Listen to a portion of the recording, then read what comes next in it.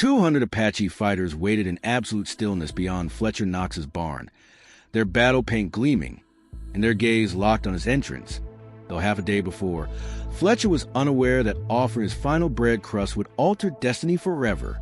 The merciless Arizona sun blazed down on Fletcher's Warren Ranch as he emerged from his dwelling, wiping perspiration from his forehead. At 34, he had mastered interpreting the wasteland like text, and this day felt unusual. The familiar sound of livestock and air currents appeared muted, substituted by an unsettling silence that raised goosebumps on his flesh. While inspecting the boundary fence beside the stream, he spotted him, a tiny indigenous child, perhaps 8 summers old, huddled behind a rock. The youngster's ribs protruded through his ripped clothing, and his black eyes carried the empty expression of one who hadn't consumed nourishment for days. Fletcher's heart constricted as he observed the child frantically searching through the earth, likely seeking roots or any sustenance. Fletcher moved cautiously, keeping his hands visible and empty. The youngster stiffened like a trapped creature prepared to flee, but malnutrition had weakened him beyond escape. Wordlessly, Fletcher retrieved the bread portion he'd reserved for his noon meal and set it on a stone between them. The child's eyes expanded, shifting between Fletcher's expression and the sustenance, attempting to assess whether this represented some sort of snare. The boy seized the bread and consumed it within moments, tears flowing down his soil-marked cheeks. Fletcher's throat contracted watching the small human reduced to such despair. He motioned toward his dwelling, indicating his mouth and belly, attempting to convey that additional nourishment was accessible. The child wavered, every survival instinct urging flight, but starvation overcame caution. As they proceeded toward the cabin, Fletcher observed the boy limping on his left limb and the inflamed red marks across his spine resembling lash wounds. Someone had injured this child severely. Fletcher's jaw tightened with rage, but he maintained gentle, deliberate movements. Whatever had befallen this boy, Fletcher was resolved to aid his recovery. Inside the cabin, Fletcher prepared a modest meal of legumes and cornbread, while the boy sat warily near the entrance, prepared to escape at the first indication of danger. When Fletcher offered him the dish, the child's hands trembled so severely he could scarcely grasp it. Fletcher positioned himself across the room, providing space, and watched as the boy consumed food like he hadn't seen meals in weeks. As twilight approached and Fletcher arranged a temporary sleeping area for a surprise visitor, he remained ignorant that 20 miles distant, a war band was already following the boy's trail. The child wasn't merely any lost native. He was Chief Standing Bear's nephew, and the complete Apache nation sought him. Fletcher covered the slumbering boy with a blanket, believing he was simply acting as any honorable person would. What he failed to comprehend was that by dawn, his peaceful ranch would transform into the focal point of the most perilous confrontation the region had witnessed. Fletcher awakened to his horses, snorting anxiously in the pen.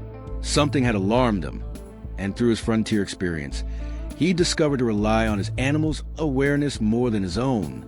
The initial dim daybreak light crept through his window, and nearby on the ground, the native boy continued sleeping deeply, his small chest moving peacefully, moving silently to prevent disturbing the child. Fletcher seized his weapon and approached the window. What he witnessed turned his blood to ice. Hundreds of Apache fighters sat immobile on horseback, creating a flawless half-circle surrounding his land. They weren't attacking or shouting warnings. They were simply waiting, like death incarnate had assumed human shape and chosen to establish camp on his property. Fletcher's thoughts raced as he attempted counting them. 50, 70, perhaps over 100 warriors, all armed and decorated for battle. Their expressions were emotionless masks of resolve, and their silence proved more frightening than any battle cry could have been. These weren't raiders or a small hunting group. This was the entire Apache nation, and they had come for the boy resting behind him. The child stirred, probably detecting the tension surrounding them. When he opened his eyes and saw Fletcher's expression, he instantly recognized something was amiss.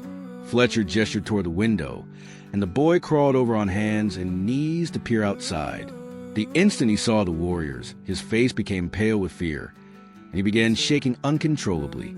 Fletcher realized with mounting horror that he'd encountered something far greater than a lost child. The boy wasn't just any Apache. He was someone significant enough to mobilize an entire force. Someone precious enough that his vanishing had brought hundreds of the most formidable warriors in the Southwest to Fletcher's property. Someone whose protection apparently meant everything to his tribe. The boy grasped Fletcher's arm and began speaking quickly in Apache, his voice elevated in panic.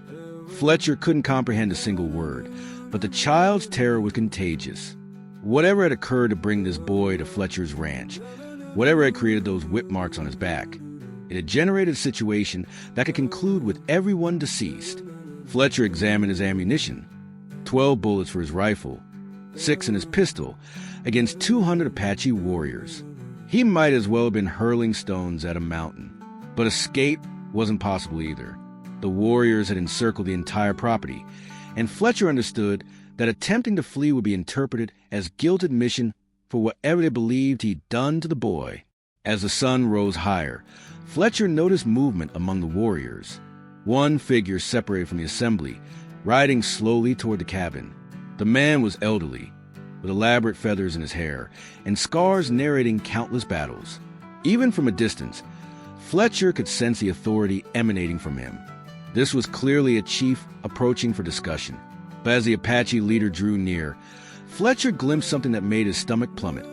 In the man's weathered hand was a coiled whip stained dark with what appeared to be dried blood, the identical type of whip that had created those marks across the boy's back. Whatever this negotiation was about to become, Fletcher understood he wasn't merely sheltering a lost child. He was protecting someone who had apparently escaped from this chief's custody. The boy saw the whip too and began weeping, pressing himself against Fletcher's leg like a terrified animal seeking protection. In that instant, Fletcher comprehended that returning the child might mean condemning him to death, but refusing could mean war with the entire Apache nation.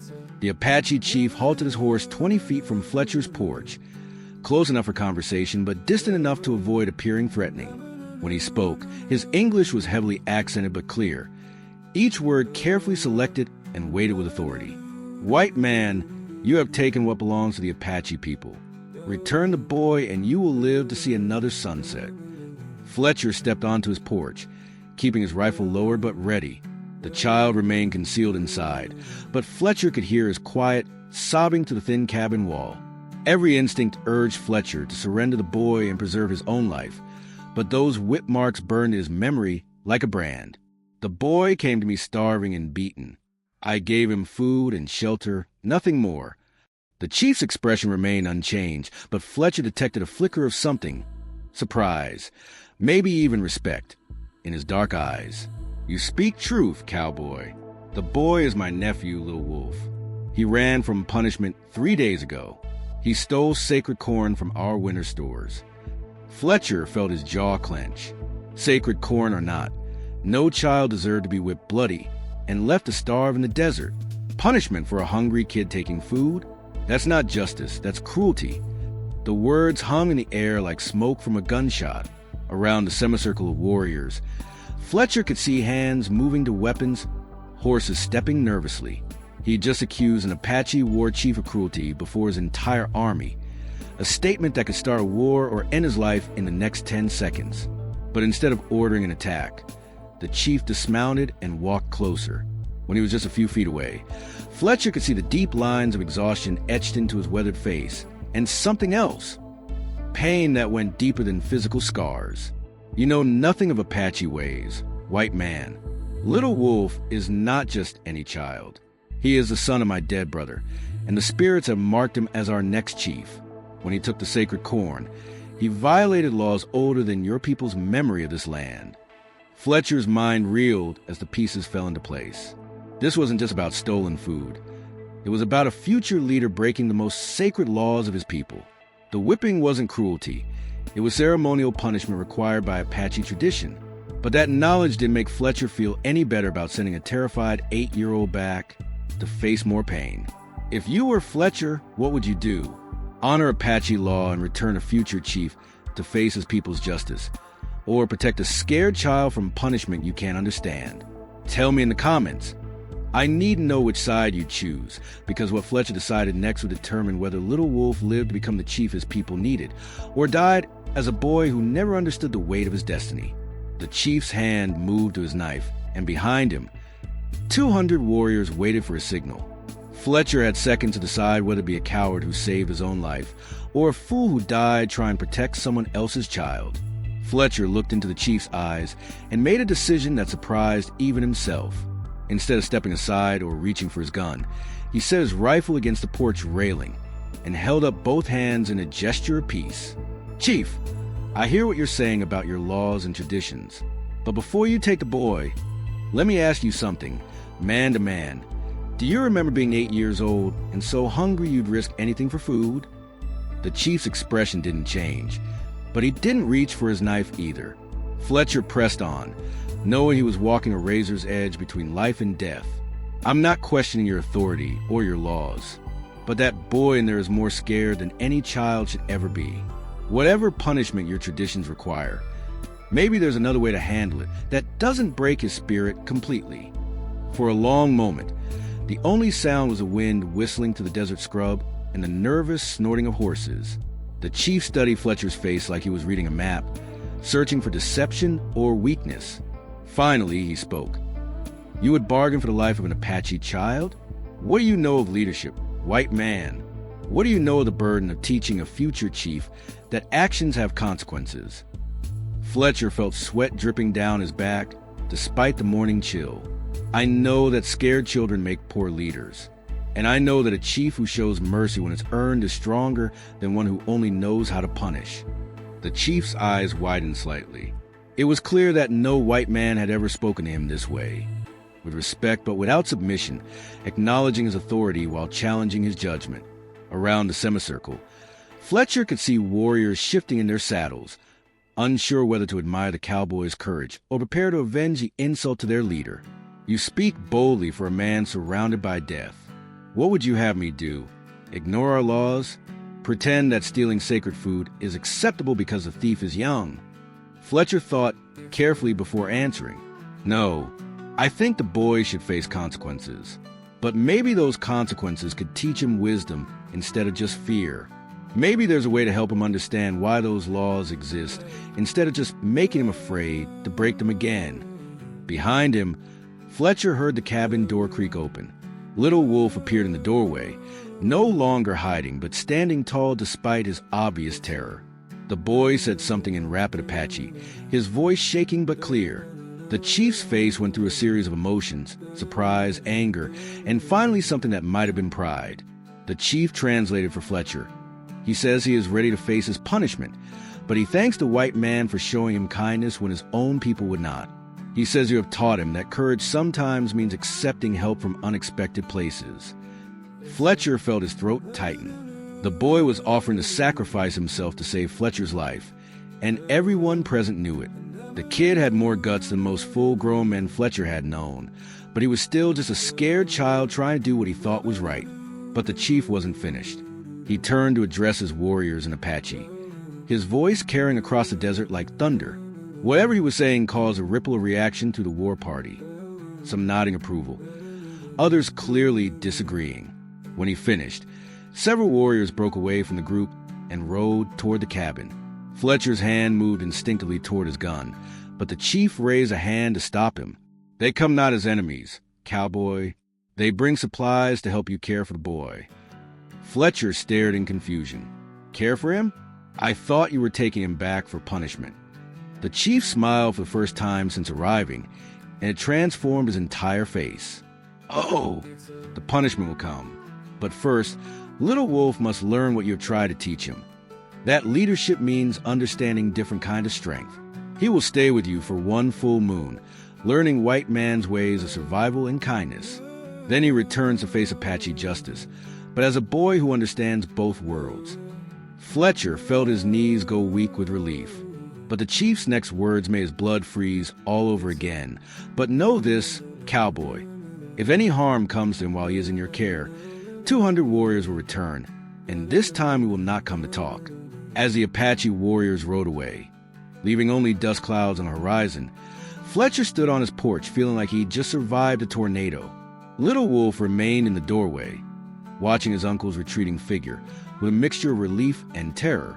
The boy understood enough English to know he had a month of freedom, but also that his ultimate fate remained unchanged. Fletcher turned to face his unexpected house guest, realizing he had no idea how to care for a child, let alone one from a completely different culture who barely spoke his language. The boy was still wearing his torn shirt and worn-out moccasins, and those whip marks needed proper attention before they became infected. "Well, little wolf," Fletcher said softly, "looks like you and I are going to be roommates for a while." The boy's eyes filled with tears, but he straightened his small shoulders and nodded solemnly. Fletcher could see the effort it took for him to appear brave, and it reminded him of himself at that age, trying to be a man when he was still just a scared kid. Fletcher spent the morning cleaning and bandaging Little Wolf's wounds, using supplies the Apache warriors had left behind. The boy endured the painful process without making a sound, but Fletcher could see him gripping the edge of the table until his knuckles went white. When Fletcher finished, he gave Little Wolf one of his own shirts to wear. It hung on the boy like a dress, but it was clean and whole. Over the next few days, they developed a routine. Fletcher would tend to his cattle and ranch work while Little Wolf watched and learned, soaking up everything about white men's ways of living. The boy was incredibly smart, picking up English phrases with startling speed and showing Fletcher Apache techniques for tracking animals and reading weather patterns that the cowboy had never seen before. But Fletcher could see the weight of his approaching fate pressing down on the child like a physical burden. Little Wolf would sometimes stop mid-conversation and stare off toward the mountains where his people lived, his young face etched with worry that no 8-year-old should have to carry. One evening, as they sat by the fire eating Fletcher's attempt at cooking Apache-style cornbread, Little Wolf finally spoke about what was troubling him. "Uncle says I broke sacred law. When I go back, elders will decide if I live or die." His English was getting better every day, but his voice shook with fear. "If they choose death, I will never become chief. My father's spirit will be ashamed."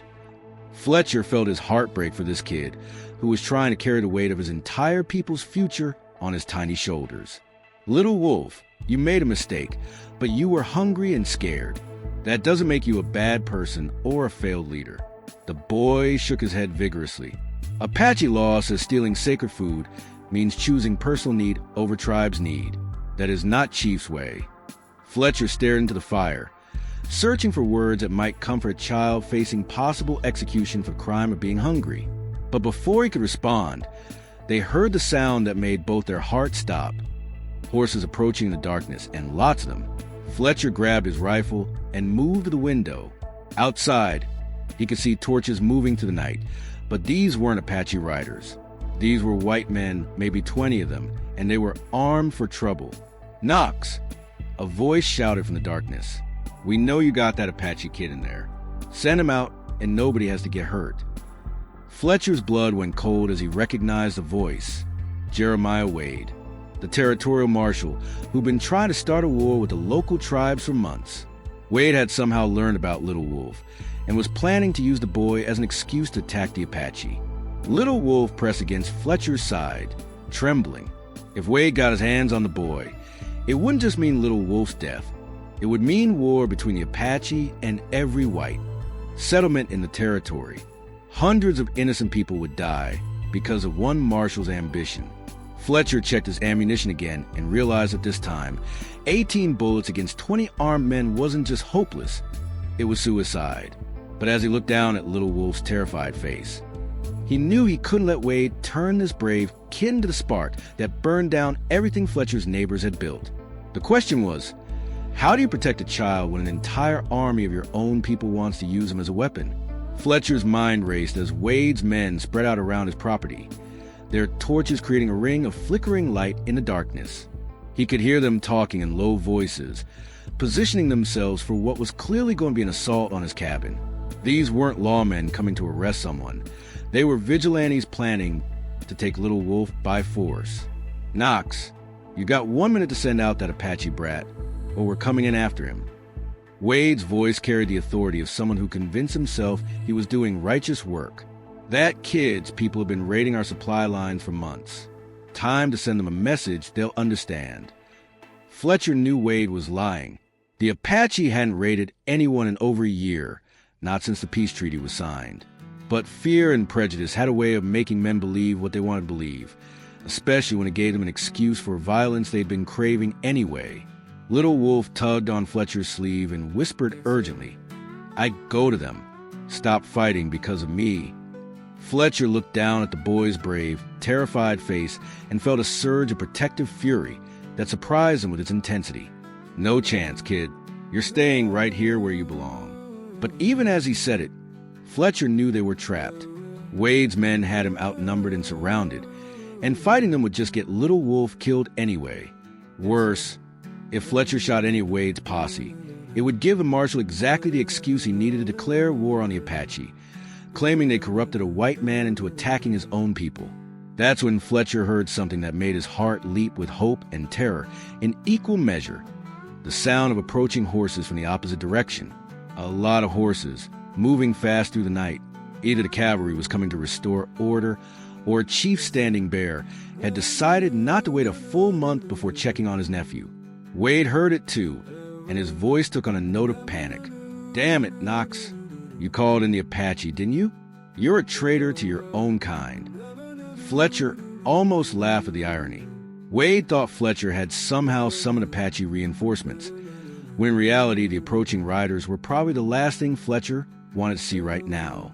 If Standing Bear's warriors found white men threatening Little Wolf, the fragile peace Fletcher had negotiated that morning would shatter like glass.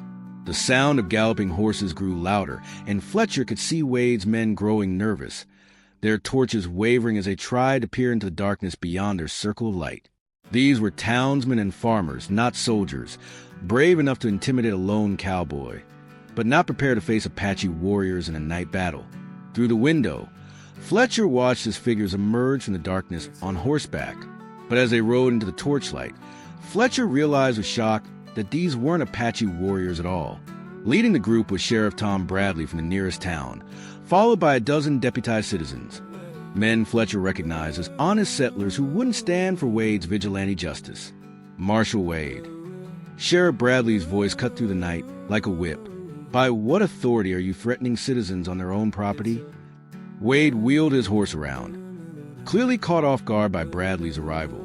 "Sheriff, this man is harboring an Apache fugitive.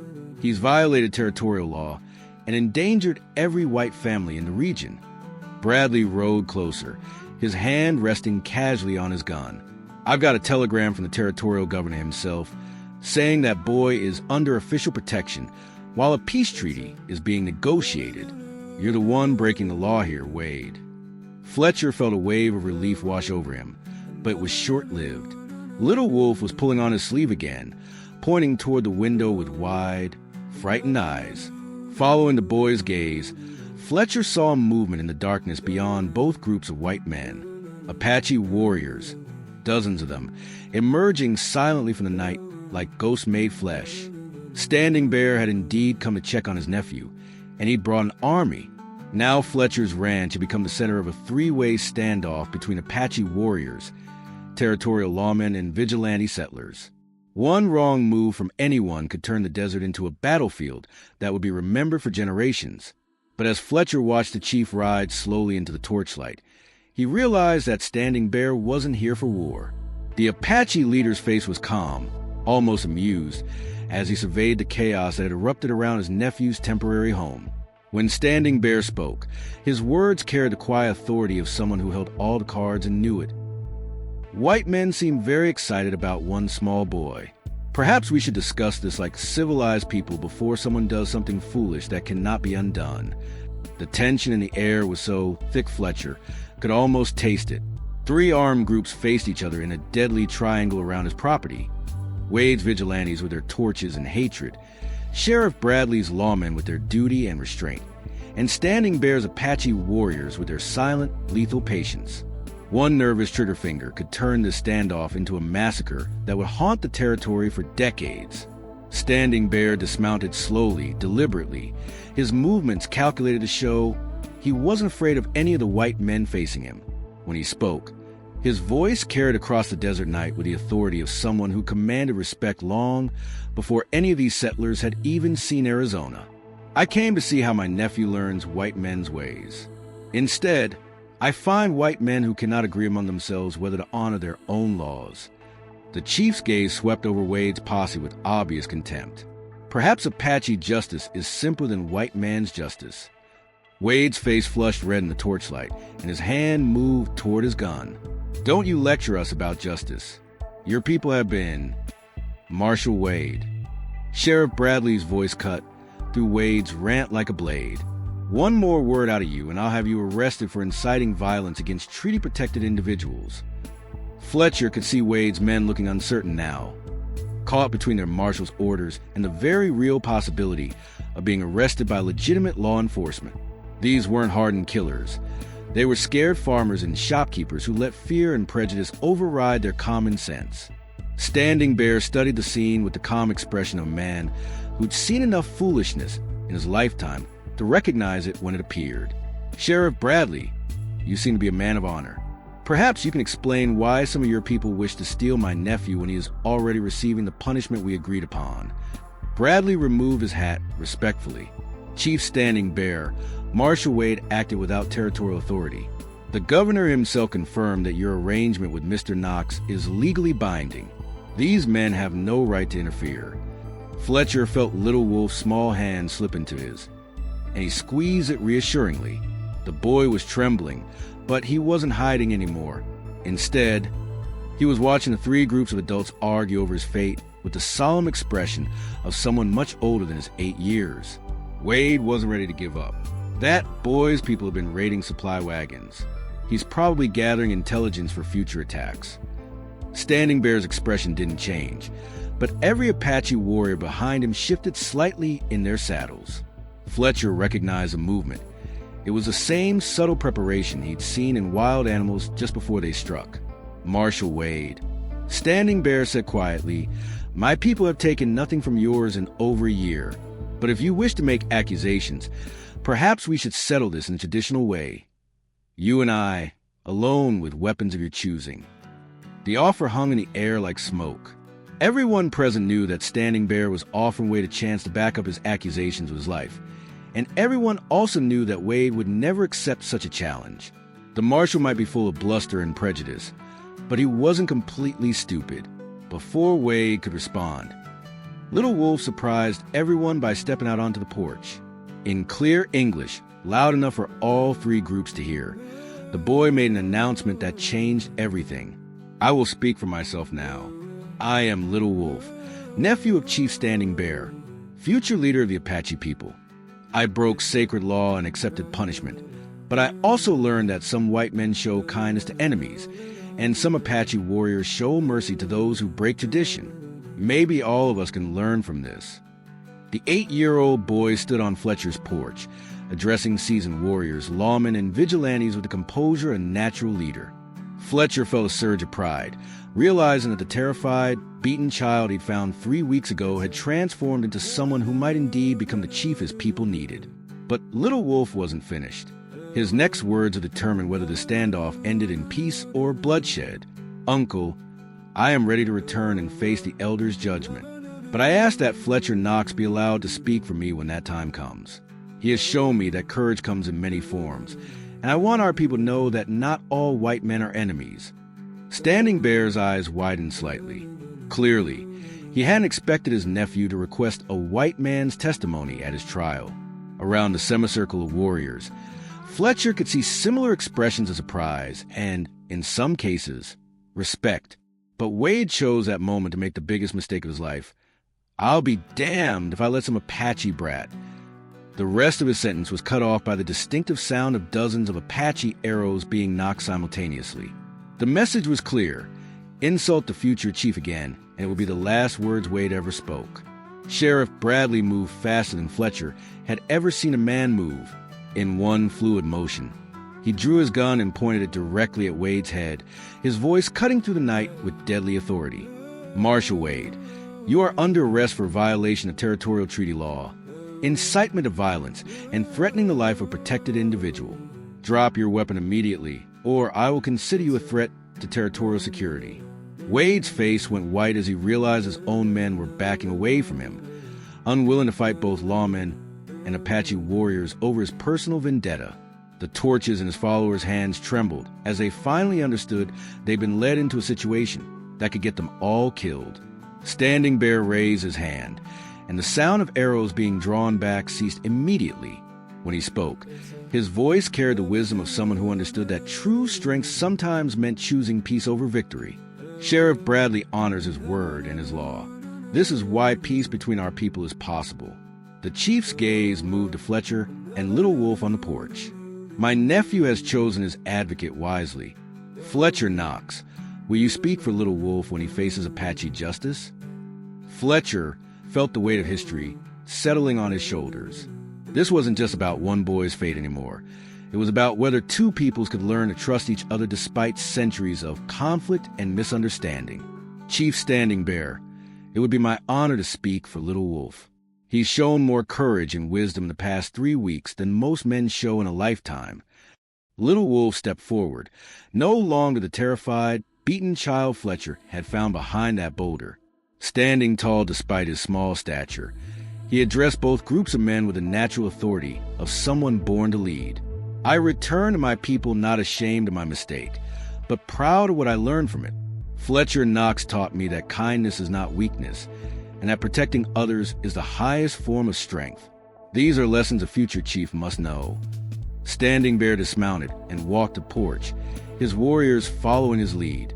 When he placed his hand on his nephew's shoulder, Fletcher could see the pride and relief in the old chief's eyes. Little Wolf speaks with wisdom beyond his years.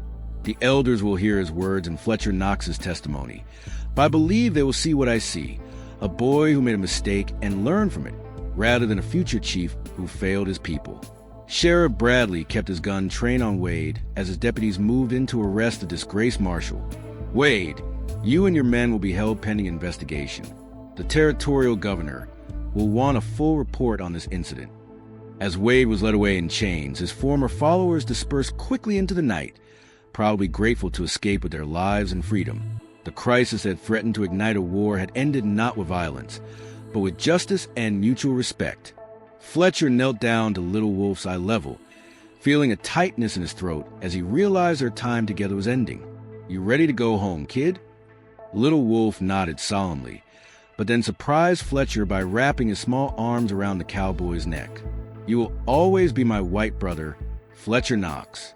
When I am chief, you will always have a place in Apache land. Standing Bear stepped forward and placed a leather pouch in Fletcher's hand. Payment for caring for my nephew, but more than that, a symbol of friendship between our peoples. Fletcher opened the pouch to find it filled with golden nuggets and turquoise stones worth more than his ranch and everything on it. But the real treasure was the respect he saw in Standing Bear's eyes and the knowledge that he'd helped bridge a gap between two worlds that had been at war for generations. As the Apache war party prepared to leave, Little Wolf mounted behind his uncle on the chief's horse. He looked back at Fletcher one last time, no longer a frightened child, but a young leader who carried the hopes of his people and the lessons of an unlikely friendship. 6 months later, Fletcher received word that Little Wolf had faced the Apache elders and been forgiven for his transgression, largely based on Fletcher's testimony about the boy's character and growth. The child who had once stolen sacred corn in desperation was now being trained as his uncle's successor, carrying forward the wisdom he'd learned about the power of mercy and the strength found in unexpected alliances.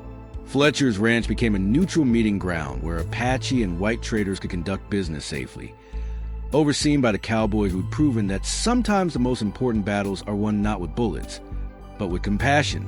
And on quiet desert nights, when the wind carried the sound of Apache drums across the valley, Fletcher would remember a terrified 8-year-old boy who taught him that true courage meant protecting others, even when the cost might be everything you held dear. If you're enjoying these stories, subscribe to the channel now. Click on the video on the screen to hear a story even better than this one, where a single act of mercy changes the course of history itself, and a man discovers that sometimes the greatest victories come from choosing forgiveness over revenge. Click on the video.